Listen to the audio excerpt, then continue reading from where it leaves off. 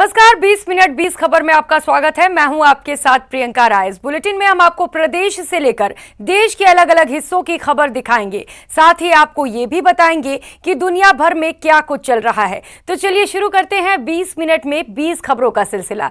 सबसे पहले खबर अपने प्रदेश राजस्थान की। सिरोही के आबू रोड पर इन दिनों ऐसे साइन बोर्ड लगाकर नटवरलाल अपना खेल खेलने में लगे हैं। दरअसल आबू रोड से सैकड़ों की तादाद में गुजरात और महाराष्ट्र समेत कई दूसरे प्रदेशों से गाड़ियां राजस्थान में प्रवेश करती है और यहीं पर टैक्स को लेकर ट्रक चालकों को गुमराह करने के लिए ऐसे बोर्ड लगाए गए हैं। ट्रक चालकों को लगता है कि ये बोर्ड ई मित्र संचालकों के हैं और वो वहां पर टैक्स भरने या फिर दूसरे काम से पहुंच जाते हैं। कुछ जगहों पर तो उनका काम हो जाता है, लेकिन कई जगह नटवरलाल बैठे हैं जो ट्रक चालकों को हजारों रुपए की फर्जी रसीद दे देते हैं। फर्जी रसीद देने का ये खेल लंबे समय से यहाँ चल रहा है। पिछले 1 महीने में ही यहाँ 6 ऐसे मामले सामने आए हैं। हालांकि कई बार परिवहन विभाग की ओर से फर्जी रसीद के मामलों का खुलासा हुआ, लेकिन साइन बोर्ड का ये खेल अभी भी बदस्तूर जारी है। तुरंत पर बने हुए कई जो बोर्ड जो है टैक्स को लेकर वो भ्रामक प्रचार प्रसार किया जा रहा है। वहाँ के एजेंट जो है कई बार जो है फर्जी रसीद देकर वाहनों को इतिश्री कर लेते हैं। राजसमंद जिले की पीपली अहिरान पंचायत के मेघाखेड़ा गांव में प्राकृतिक नाले पर अवैध तरीके से निर्माण का मामला गहराता जा रहा है। इस निर्माण को लेकर 2 गुटों के बीच विवाद की वजह से अतिरिक्त जिला कलेक्टर कुशल कोठारी ने जिला परिषद के ACEO को इस निर्माण की जांच के आदेश दिए हैं। आपको बता दें, राजसमंद जिले की ग्राम पंचायत पीपली अहिरान के राजस्व गांव मेघाखेड़ा में विट्ठल मार्ग पर प्राकृतिक नाले पर नरेगा के तहत पुलिया निर्माण किया जा रहा था।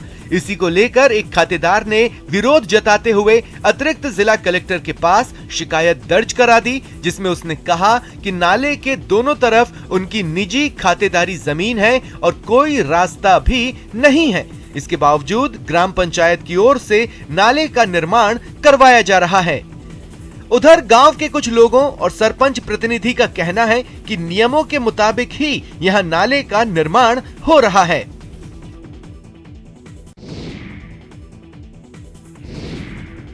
धू कर कार जल रही थी और उसे बुझाने के लिए फायर ब्रिगेड के कर्मचारी दौड़ भाग में लगे थे। जलती हुई कार पर पानी की बौछार की जा रही थी, लेकिन उस कार से निकल रहे शोले शांत होने का नाम नहीं ले रहे थे।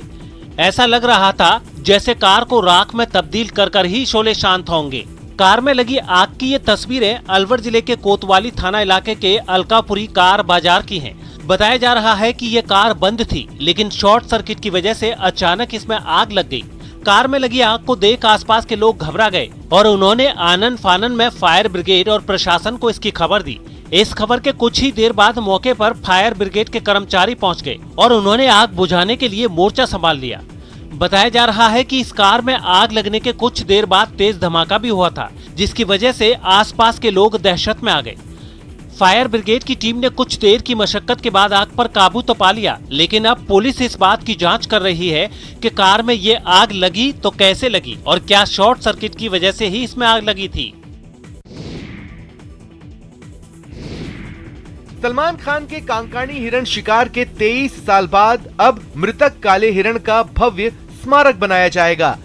भले ही लाखों लोग अभिनेता सलमान खान को हीरो मानते हों, लेकिन कांकाणी के विश्नोई समाज के लोग उन्हें काले हिरण के शिकार की वजह से विलेन ही मानते हैं।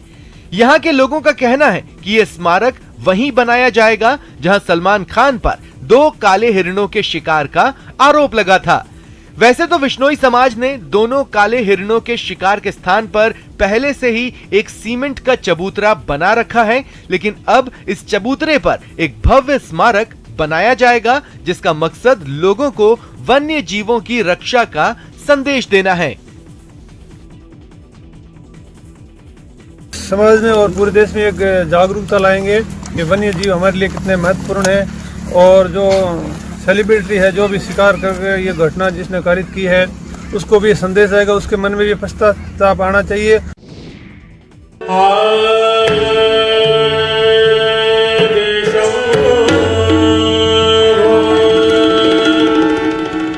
राजस्थान संगीत नाटक अकेडमी की ओर से आयोजित 3 दिवसीय सुर प्रभा के अंतिम दिन जयपुर की डॉक्टर स्वाति अग्रवाल ने कथक और जोधपुर की डॉक्टर पीयूश्री शुक्ला ने भरतनाट्यम की प्रस्तुति दी।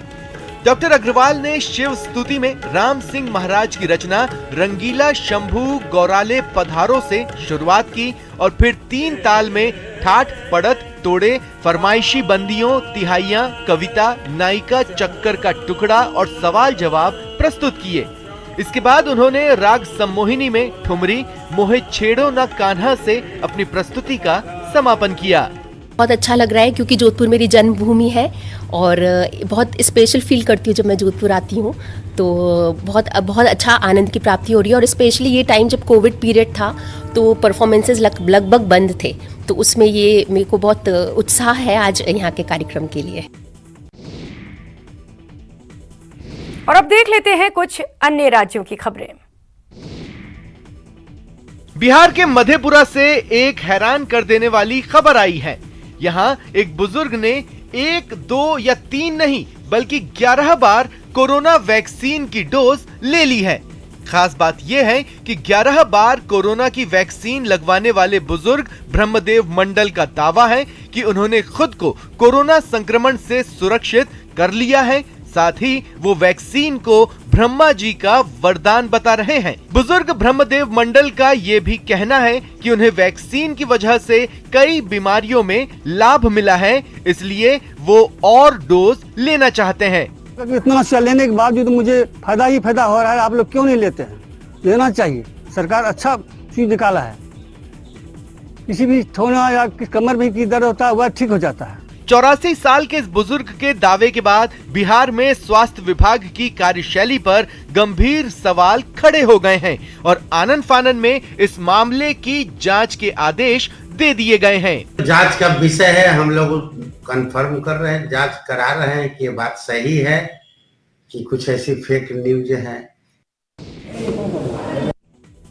बिहार के मुजफ्फरपुर में बैंक लूटने आए 2 बदमाशों को लोगों ने पकड़ लिया और उनकी पिटाई कर दी। बताया गया कि हथियारों से लैस 6 बदमाश पंजाब नेशनल बैंक को लूटने के लिए घुसे थे, जिनमें कुछ तो लूट के बाद वहां से फरार हो गए, लेकिन 2 बदमाशों को लोगों ने दौड़ाकर पकड़ लिया और फिर उनकी अधमरा होने तक पिटाई कर दी। वहां से जो तस्वीरें सामने आई है उनमें भीड़ में शामिल कई लोग उनकी पिटाई करते नजर आए।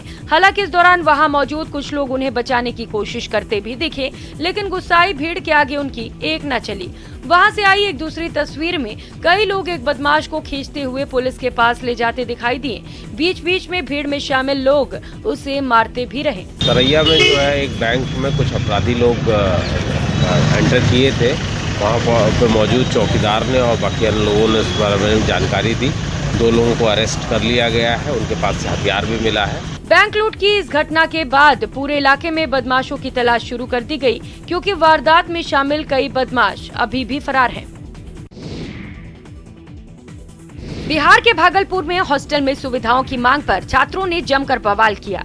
छात्रों का आरोप है कि कोरोना संकट के बावजूद उन्हें हॉस्टल में किसी तरह की सुविधा नहीं दी जा रही। इसी मामले को लेकर छात्र बड़ी संख्या में इकट्ठा हुए और समाहरणालय परिसर का मेन गेट तोड़कर हंगामा शुरू कर दिया। इसके बाद भी छात्रों का गुस्सा कम नहीं हुआ और वो दौड़ते हुए दूसरे गेट के पास पहुंच गए। उन्होंने उस गेट को भी तोड़ दिया और नारेबाजी करते हुए समाहरणालय परिसर के अंदर घुस गए। इस दौरान कुछ लोग उनके हाथों में डंडे भी पकड़े रहे।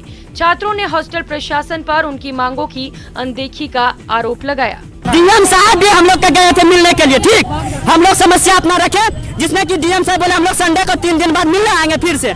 उसमें जो मिलने के उसमें हम लोग समस्या दिए, बोला सोल्यूशन हो जाएगा, उसका भी सोल्यूशन नहीं हुए। इससे पहले इन छात्रों ने अपनी मांगों को लेकर डीएम के दफ्तर के बाहर भी प्रदर्शन किया। इस बवाल की जानकारी मिलने पर प्रशासन के अधिकारी वहां पहुंचे और छात्रों को उनकी समस्या सुलझाने का भरोसा दिया। हालांकि हंगामा कर रहे छात्र काफी देर तक डीएम से मिलने की मांग पर अड़े रहे। चंडीगढ़ में मास्क पहनने के लिए टोकने पर एक डॉक्टर और एक पत्रकार प्रशासन के अधिकारियों से ही भिड़ गए।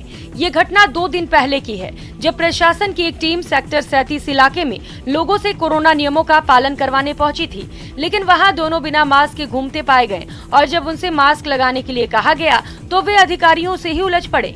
आरोप है कि डॉक्टर देवेंद्र बलहारा और पत्रकार करमवीर ने अधिकारियों से बदसलूकी भी की।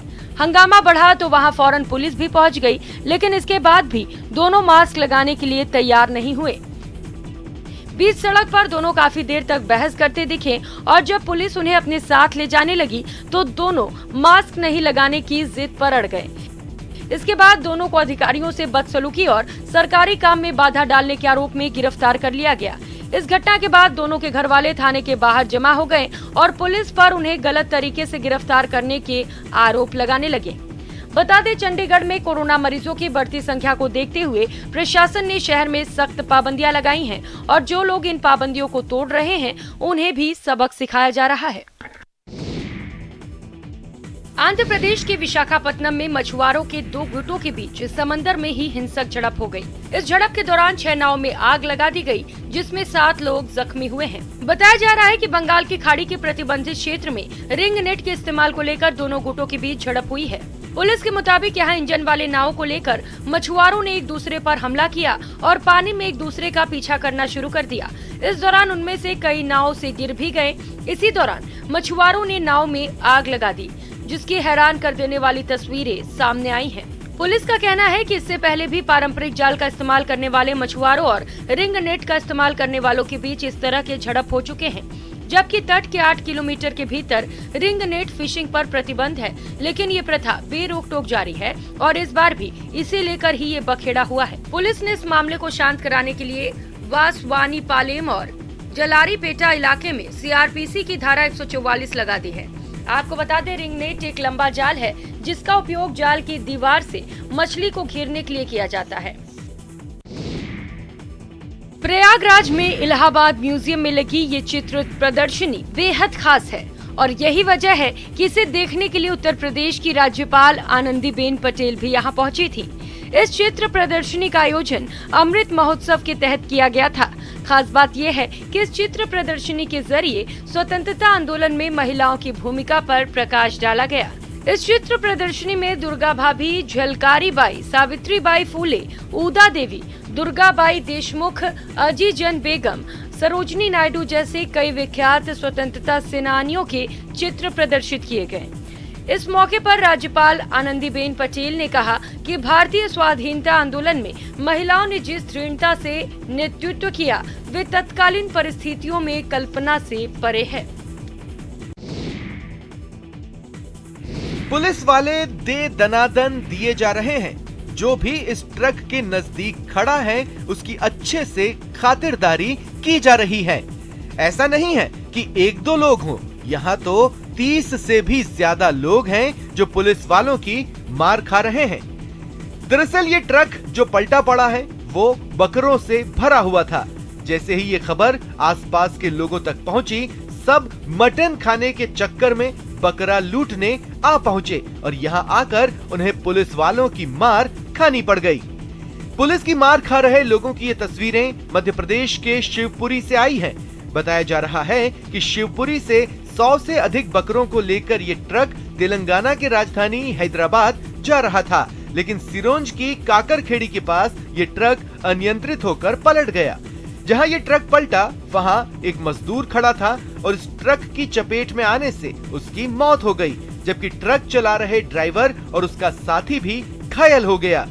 लेकिन इन सब की मदद करने के बावजूद यहाँ पहुंचे लोग बकरा लूटने लगे। हादसे में कई बकरों की मौत भी हो गई थी, लिहाजा कई लोग तो मरे हुए बकरे लेकर ही भागने लगे।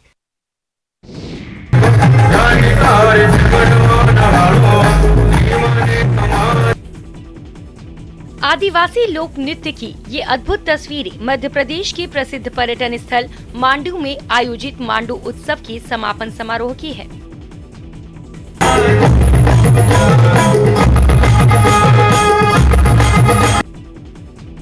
पाँच दिनों तक चलने वाले मांडू उत्सव में स्थानीय आदिवासियों ने अपने लोक नृत्य से यहाँ आए पर्यटकों का न केवल दिल जीता, बल्कि ये भी बता दिया कि वे किसी से कम नहीं हैं।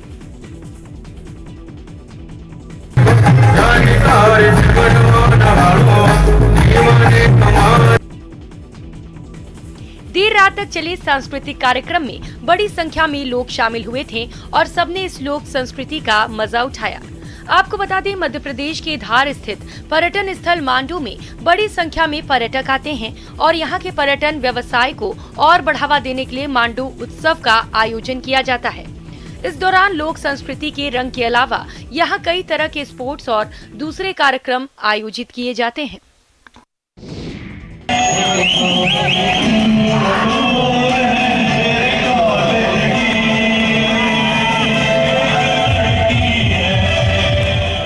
ये युगलबंदी है एक विधायक और संसदीय सचिव की, जिसे देख लोग झूम उठे और इनके साथ ही ताल से ताल मिलाने लगे।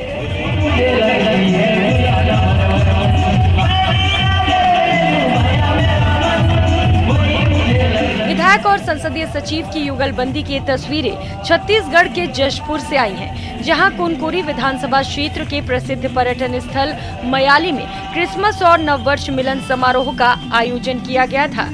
इसी दौरान कुनकुरी विधायक और संसदीय सचिव यूडी मिंच ने अपने गीतों से समा बांध दिया।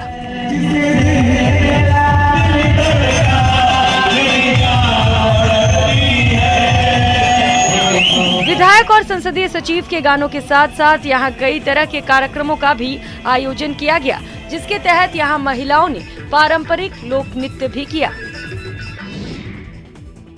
उत्तराखंड के विकासनगर के आसन वेटलैंड कंजर्वेशन रिजर्व इन दिनों विदेशी पक्षियों से गुलजार है। खास बात यह है कि आसन वेटलैंड कंजर्वेशन रिजर्व में इनकी संख्या लगातार बढ़ती भी जा रही है। बताया जा रहा है कि अब तक 42 प्रजातियों के करीब 5000 पक्षी आसन झील को अपना आशियाना बना चुके हैं, जिनमें 24 प्रजाति के विदेशी पक्षी शामिल हैं। इन पक्षियों को देखने के लिए बड़ी संख्या में पर्यटक और पक्षी प्रेमी भी आसन वेटलैंड कंजर्वेशन रिजर्व पहुंच रहे हैं। वहीं वन विभाग भी इन विदेशी मेहमानों की संख्या से उत्साहित है और इनकी सुरक्षा के लिए 24 घंटे निगरानी रखे हुए है। प्रवासी पक्षियों का वास चलता है, तो आसन कंजर्वेशन रिजर्व में अभी तक 42 प्रजातियों के लगभग 5000 के करीब पक्षी आ चुके हैं। इनको देखने के लिए पर्यटकों की काफ़ी भीड़ आ रही है। काफ़ी लोग पक्षी प्रेमी हैं जो इनको देख रहे हैं और लगभग 24 से ऊपर प्रवासी पक्षियों की प्रजातियां यहाँ पे उपलब्ध हैं। जम्मू कश्मीर में हो रही भारी बर्फबारी लोगों के लिए आफत बन गई है। श्रीनगर और आसपास के ऊंचे इलाकों में इतनी बर्फ गिरी कि कई फ्लाइटें तक रद्द कर दी गई। वहां से जो तस्वीरें सामने आई, उनमें दूर दूर तक सड़कों का नामो निशान ही नहीं नजर आया। हालांकि मशीनों की मदद से सड़कों पर जमी बर्फ को हटाने का काम शुरू कर दिया गया है, लेकिन रुक रुक कर लगातार हो रही बर्फबारी और मौसम बिगड़ने की वजह से विजिबिलिटी घट गई है, जिसका असर आवाजाही पर भी पड़ा है। आज जो दिन भर मौसम खराब रहा, उसकी वजह से श्रीनगर एयरपोर्ट पे 34 फ्लाइट्स कैंसिल हुई हैं। और परेशानी घर से बाहर ही नहीं, बल्कि घर बैठे बिठाई भी लोगों को हो रही है। मकानों की छतों और बालकनी पर बर्फ का ढेर जमा होने की वजह से लोग घरों में कैद होने को मजबूर हो गए। यही नहीं, सड़कों के किनारे खड़ी गाड़ियों पर भी बर्फ की मोटी चादर जम गई। जम्मू संभाग के डोडा और किश्तवाड़ में मौसम की पहली बर्फबारी शुरू हो चुकी है और पूरा इलाका सफेद चादर में लिपटा हुआ है। और अब बात कर लेते हैं कुछ अंतर्राष्ट्रीय खबरों की। कोरोना काल में दुनिया पर इस वायरस के एक नए वेरिएंट ने धावा बोला है।